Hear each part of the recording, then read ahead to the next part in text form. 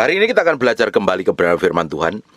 Ini melanjutkan apa yang kita bahas kemarin. Jadi apa yang Bapak Ibu dengar hari ini harusnya mendengar apa yang saya sampaikan kemarin tentang ayat yang kita bahas hari ini. Kita akan melihat dari Mazmur 34 mulai ayat yang ke-17. Kemarin kita sudah selesai bahas sampai ayat 17. Apabila orang-orang benar itu berseru, maka Tuhan mendengar dan melepaskan mereka dari segala kesesakan. Kita harusnya tahu bahwa posisi kita ini sudah dibenarkan oleh darah Yesus. Dan pastikan posisimu berada di pihak Tuhan, bukan menjadi lawannya Tuhan. Posisimu harus benar, kudus, suci, tak bercacat celah seperti yang Tuhan mau. Kita ini nggak bisa kudus tanpa kekuatan Tuhan. Kita nggak bisa suci tanpa Roh Kudus memampukan kita hidup dalam kesucian. Nah, kita ini harus setiap hari membereskan hati kita di hadapan Tuhan. Dapatin hatimu tetap benar di hadapan Tuhan. Makanya sebelum berdoa kita minta darah Yesus menguduskan, menyucikan. Kita minta pengampunan dari segala kelemahan dosa yang kita pernah lakukan, kita perbuat baik disengaja maupun tidak disengaja. Makanya setiap orang harus memiliki hubungan pribadi dengan Tuhan. Kalau orang itu memiliki hubungan pribadi dengan Tuhan, dia tahu persis dia ini sedang hidup dalam posisinya Tuhan, di pihaknya Tuhan atau tidak. Orang yang memiliki hubungan pribadi dengan Tuhan, dia sadar persis dia tidak akan melakukan dosa dan pelanggaran kembali karena dia tahu posisinya di dalam pihaknya Tuhan. Tapi orang yang nggak sadar diri, nggak memiliki hubungan pribadi dengan Tuhan, dia nggak tahu membedakan, ini yang salah dan yang baik. Tapi orang yang memiliki kedekatan dengan Tuhan, membangun keintiman dengan Tuhan setiap hari, dilakukannya, tambah hari tambah memiliki kepekaan, hidupnya semakin hari semakin tajam, bisa membedakan mana yang berkenan dan mana yang tidak. Kalau hari ini posisimu masih hidup dalam dosa, hidup dalam perzinahan, hidup dalam kepahitan, hidup dalam persundalan, sakit hati, benci, dendam, masih melakukan dosa, engkau tahu persis kalau posisimu itu bukan di pihak Tuhan, ya minta ampun sama Tuhan, balik kembali kepada Tuhan, biar didapatin hidup kita itu benar di hadapan Tuhan. Perhatikan nih, apabila orang benar itu berseru kepada Tuhan, pastikan kita ini posisinya benar. Kita benar bukan karena kelakuan kita, karena kita ini dibenarkan oleh darah Yesus. Setelah kita dibenarkan, kita mengalami kelahiran baru. Bagian kita adalah komitmen untuk melakukan kebenaran, bukan hidup di dalam dosa, tapi hidup di dalam kekudusan. Kita yakin kalau kita ini berdoa, berseru, Tuhan mendengar.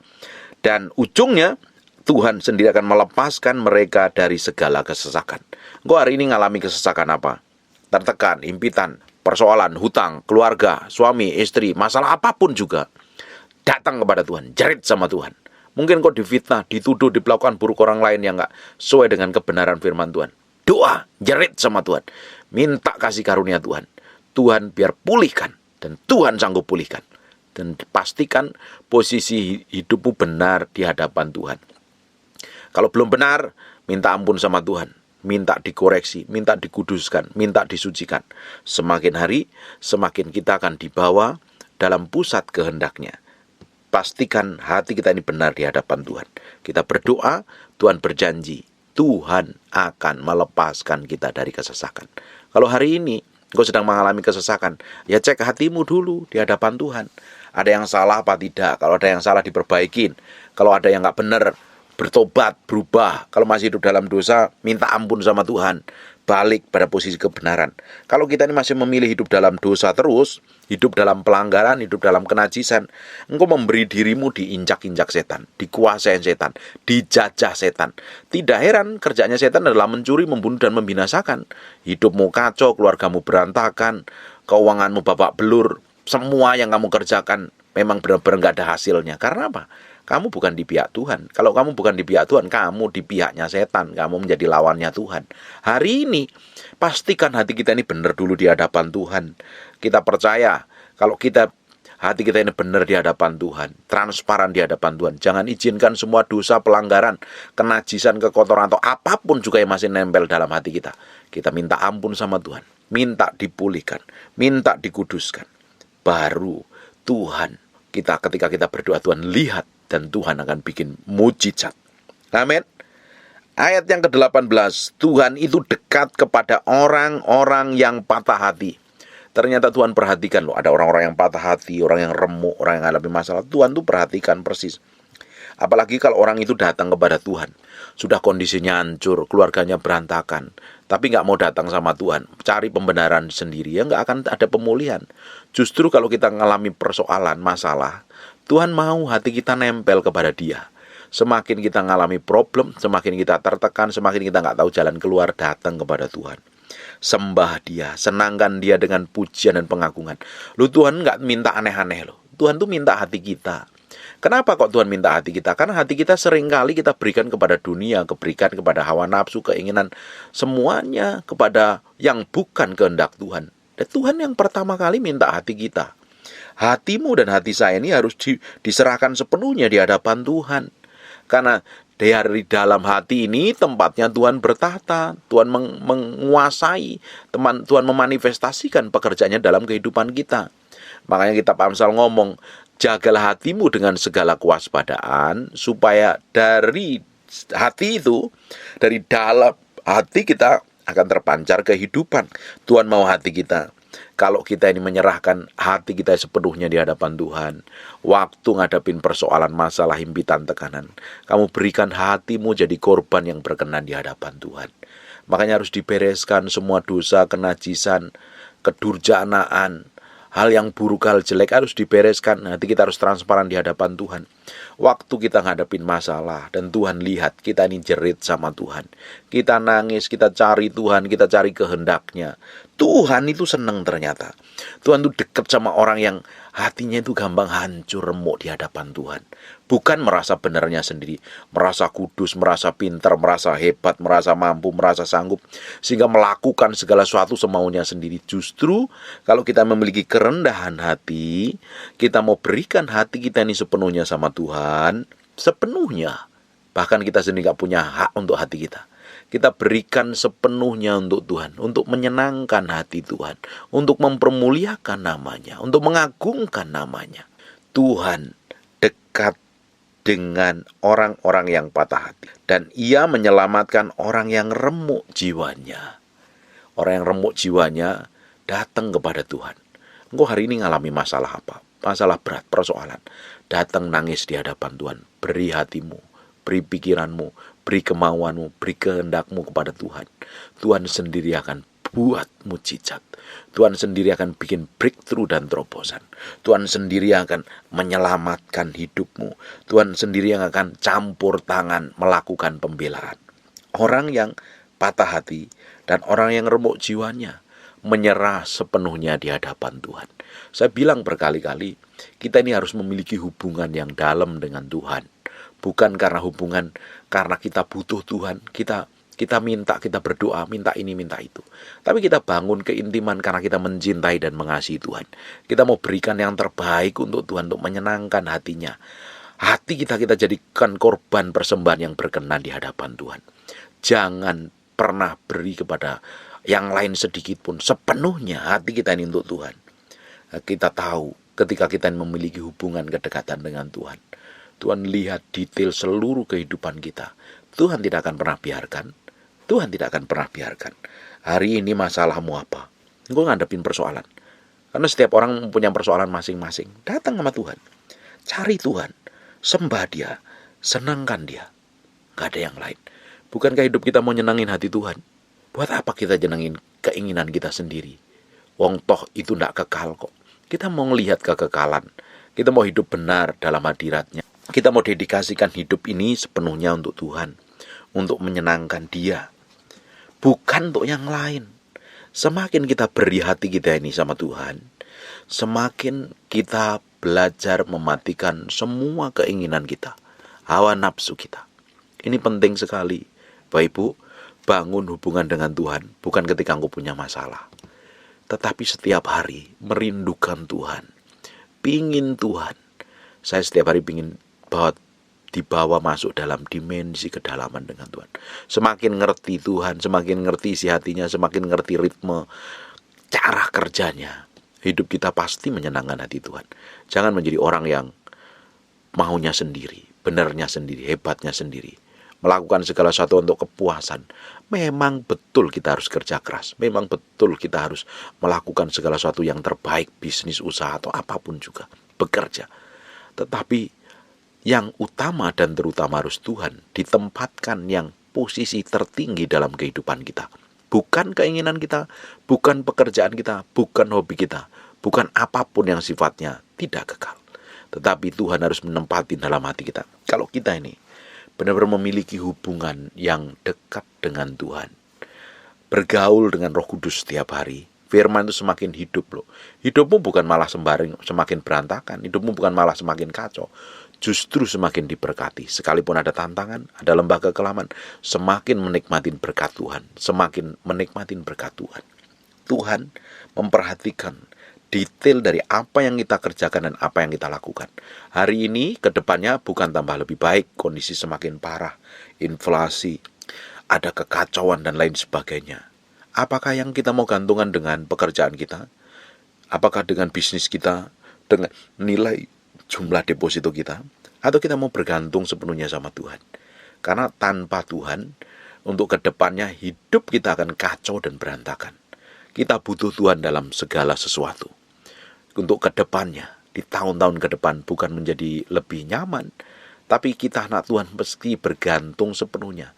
Tinggal dalam kepak sayapnya Tuhan, dan Tuhan akan proteksi, Tuhan lindungi, Tuhan cukupin, Tuhan berkati. Justru dunia boleh kacau ke depannya, tetapi orang yang nempel sama Tuhan akan terbit surya kebenaran, akan memancar kemuliaan Tuhan, dan orang bisa melihat karena ada perbedaan dalam kehidupan kita. Amin. Di ayat yang ke-20, ayat yang ke-19. Kemalangan orang benar banyak, tetapi Tuhan melepaskan dia dari semuanya itu. Kita ini sekalipun udah cinta Tuhan, sudah mengasihi Tuhan, sudah hidup benar, sudah berdoa, sudah puasa, sudah pelayanan, sudah terlibat pelayanan apapun juga, sudah menjaga hati dengan baik, menjaga mulut dengan baik, tetap saja setan adalah musuh kita. Iblis menjadi musuh utama kita. Dia nggak pingin hidup kita itu tenang dan nyaman. Tuhan tetap proteksi dan jagai, sekalipun musuh kita akan menjebak kita, menjatuhkan kita begitu rupa. Makanya butuh Tuhan. Karena dari sananya setan adalah kerjanya mencuri, membunuh, dan membinasakan. Tetapi Tuhan datang untuk membawa kita memiliki kehidupan kekal dan hidup dalam kelimpahan kasih karunia-Nya. Kita sebagai orang percaya, sebagai anak Tuhan, bisa saja terjebak dengan banyak persoalan yang bisa membuat kita jatuh. Tetapi kita nggak makan memilih hidup dalam dosa. Kita bisa kepleset jatuh, tetapi tetap Tuhan topang, tetap Tuhan pelihara, tetap Tuhan jagai. Bisa saja kita memiliki kelemahan dan melakukan pelanggaran, tetapi hati kita tetap kita persembahkan sama Tuhan. Tuhan berikan kemampuan kita untuk hidup benar. Bahkan ada orang jahat sekalipun bisa berniat jahat kepada kita, tetapi Tuhan akan memproteksi dan menjagain kita. Makanya di ayat 19 ngomong begini, kemalangan orang benar banyak. Memang betul, banyak orang gak suka. Semakin kita diberkati sebagai anak Tuhan, semakin setan akan cari cara untuk menjebak kita, menipu daya kita supaya kita babak belur. Tetapi Tuhan melepaskan dia dari semuanya itu. Kalau nempel sama Tuhan ya diproteksi Tuhan. Kalau nempel sama Tuhan ya pasti diberkatin Tuhan. Kalau nempel sama Tuhan otomatis ada perlindungan malaikat yang menjagai, yang berkemah di sekeliling kehidupan kita. Bapak Ibu bisa baca di ayat sebelumnya. Orang benar itu ada malaikat yang berkemah di sekelilingnya, dijagain, diproteksi, dilindungi. Nggak perlu khawatir. Dunia boleh kacau, lingkunganmu boleh babak belur, orang lain boleh stres, tapi kita anak Tuhan menjadi orang yang berbeda, yang mengasihi Tuhan, yang mencintai Tuhan, diproteksi, dijagain, dilepaskan dari semua kemalangan. Ayat yang ke-20, ia melindungi segala tulangnya, tak satu pun yang patah. Ada proteksi secara ilahi. Apapun yang terjadi dalam kehidupan kita, kalau hati kita nempel sama Tuhan, diproteksi, dijagai, dilindungi, nggak perlu khawatir, nggak perlu stres, nggak perlu bingung. Kita ini bingung, stres, panik karena kita ini ngadepin masalah. Coba pakai kekuatan kita sendiri, kita timbang, kita hitung pakai kemampuan kita, ujungnya apa? Babak belur, kacau dan berantakan. Justru kita nempel sama Tuhan, Tuhan akan membuat kehidupan kita menikmatin segala sesuatu yang Tuhan janjikan dalam kehidupan kita. Ayat 21, kemalangan akan mematikan orang fasik, siapa yang membenci orang benar akan menanggung hukuman. Kita nggak perlu membela diri ketika ada orang perlakukan kita jahat, perlakuan kita buruk. jelekin, fitnah, tuduh atau apapun, kita ini adalah orang benar yang dibenarkan oleh darah Yesus. Kita ini adalah orang keturunan Abraham. Di Galatia 3 ayat 29. Dan jikalau kamu adalah milik Kristus, kalau kita hari ini miliknya Kristus, real, hidup kita berikan sama Kristus. Jikalau kamu adalah milik Kristus, maka kamu juga adalah keturunan Abraham dan berhak menerima janji Allah. Kalau orang perlakuan buruk, nggak usah bela diri, nggak usah membenarkan diri, nggak usah bikin konferensi pers untuk menyanggah, untuk klarifikasi. Diamin saja, serahin sama Tuhan. Itu proses yang Tuhan izinkan dalam kehidupan kita bereaksi benar di hadapan Tuhan kok. Tuhan sendiri akan proteksi. Kalau kita hari ini miliknya Yesus Kristus, kita akan berhak menerima janji Allah. Coba perhatikan di ayat Kejadian pasal yang ke-12 ayat 1-3. Apa janji Abraham itu? Berfirmanlah Tuhan kepada Abraham, pergilah dari negerimu dan di sanak saudaramu, dari rumah bapamu ini ke negeri yang akan kutunjukkan kepadamu. Perhatikan, aku akan membuat engkau menjadi bangsa yang besar. Tuhan akan berkati, jadi bangsa yang besar, akan memberkati engkau serta membuat namamu masyhur. Loh, ada promosi, ada peninggian. Loh, Tuhan sendiri yang janji. Dan engkau akan menjadi berkat. Ketika kita ini diberkati, kita menjadi masyhur, kita menjadi orang yang penting, tujuannya satu, untuk menjadi berkat buat orang lain. Ketika engkau diberkati, bukan untuk memperkaya diri sendiri, tapi ternyata Tuhan punya maksud untuk kita menjadi berkat bagi orang lain. Dengerin baik-baik ya. Ayat selanjutnya. Aku akan memberkati orang-orang yang memberkati engkau, dan yang mengutuk orang yang mengutuk engkau. Dan olehmu semua kaum di muka bumi akan mendapat berkat. Saya ulang lagi. Aku akan memberkati orang yang memberkati engkau, dan mengutuk orang yang mengutuk engkau. Dan olehmu semua kaum di muka bumi ini akan menjadi berkat. Perhatikan, kita kembali ke Mazmur tadi. Ayat yang ke-21. Kemalangan akan mematikan orang fasik. Dan siapa membenci orang benar, kita ini posisi kita benar di hadapan Tuhan, akan menanggung hukumannya. Jelas, kan saya bilang, kita ini adalah keturunan Abraham. Kalau kita menjadi miliknya Yesus Kristus hari ini, janjinya Abraham, janji Tuhan kepada Abraham, biar siapa yang mengutuk engkau, aku akan kutuk. Tuhan akan proteksi dan lindungi. Makanya jangan membela diri. Kalau dipersalahkan orang, dituduh orang, diam saja. Nggak kuat, diam. Waktu kamu belajar diam, artinya kamu menyerahkan hatimu, pikiranmu, perasaanmu. Pembalasan adalah milik Tuhan. Dan kau tenang, rileks, menguasai diri, dan Tuhan sendiri akan berperkara dalam kehidupanmu. Amin. Makanya jangan gampang sakit hati. Jangan gampang kepahitan. Jangan gampang marah. Jangan gampang emosi. Orang itu bisa ngomong apapun dalam kehidupan kita loh. Orang ngomong gratis soalnya. Tetapi kalau itu omongan gak benar, ya gak usah ditanggapin, diemin aja. Toh orang ngomong benar aja kadang kita gak perlu tanggapin, diemin aja. Kita gak perlu bela. Kita itu punya Tuhan yang membela. Makanya ayat ini ngomong begini. Siapa yang membenci orang benar akan menanggung hukuman. Tuhan sendiri akan hukum kok. Siapa yang mengutuk kita akan dikutuk Tuhan. Karena kita adalah orang yang diurapin Tuhan. Karena kita adalah miliknya Kristus yang menerima janji Abraham. Amin. Jaga hati, pikiran, perasaan, kemauan, dan kehendakmu pada pusat kehendak Tuhan. Baru hidupmu akan menikmati semua kebaikan dan kemurahan Tuhan yang ajaib dan dahsyat. Amin. Jadi orang percaya itu gak perlu pusing gitu loh. Kenapa sih kok kita ini pusing, stres, bingung, belum melihat terobosan? Karena kamu gak perkatakan janji Tuhan. Kamu gak selidikin firman. Tapi kalau kamu fokus kepada janji Tuhan apa? Katakan, perkatakan, fokus kepada itu. Jangan fokus terus pada persoalan masalahmu kok belum terjadi breakthrough. Kenapa kok dia menyakitin terus? Kenapa kok suamiku selingkuh terus? Kenapa kok ekonomiku bangkrut? Semuanya pada persoalan kamu fokuskan. Malah stres, bingung, pusing, sakit mah, bisa stroke malahan, ambeien bahkan. Enjoy aja sama Tuhan. Serahin sama Tuhan. Gak usah mikir yang tidak bisa dipikir. Serahkan semua sama Tuhan. Kita fokus kepada janjinya. Kita akan menikmati berkat, kasih setia dan karunia Tuhan. Amin. Ayat yang ke-22. Tuhan membebaskan jiwa hamba-hambanya, dan semua orang yang berlindung padanya tidak akan menanggung hukuman. Ada janji kehidupan kekal. Enjoy Tuhan. Bersama Tuhan tuh enjoy hidup kita tuh. Menikmatin semua berkat, kebajikan, kemurahan Tuhan. Karena Tuhan tetap Allah yang the best dalam kehidupan kita. Kita percaya Tuhan tuh janjinya selalu indah buat kita. Tapi setan rancangannya selalu jahat sama kita. Karena apa? Karena setan gak bisa ngelawan Tuhan. yang bisa dilawan anak-anaknya. Dia pikir kalau bisa menyakitin anak-anaknya, menjerumuskan anak-anaknya, otomatis menyakitin hati Tuhan yang sayang sama kita itu terluka. Makanya kita jadi anak jangan kurang ajar. Kita respect dan hormat sama Tuhan. Kita cintai Tuhan, kita kasih Tuhan. Kita berikan hati kita dedikasikannya untuk menyenangkan hati Sang Raja Maha Perkasa itu. Amin. Hidup kita akan menikmati semua kebajikan dan kemurahan. Hidup kita akan menikmati hal yang indah yang Tuhan janjikan, yang menjadi bagian milik kita. Hari ini, hati ini harus dipersembahkan sepenuhnya sama Tuhan. Nggak ada yang lain. Ternyata mempersembahkan hati ini tidak semudah yang dengar khotbah. Ini dibutuhkan pikul salib sangkal diri. Dimatikan setiap hari. Supaya hidup kita ini semakin menyenangkan hatinya. Mempermuliakan namanya. Dan Tuhan disenangkan dengan apa yang kita kerjakan dan kita lakukan. Amin. Apa yang saya sampaikan ini Bapak Ibu mesti praktek baru ngerti. Kalau nggak praktek nggak akan ngerti.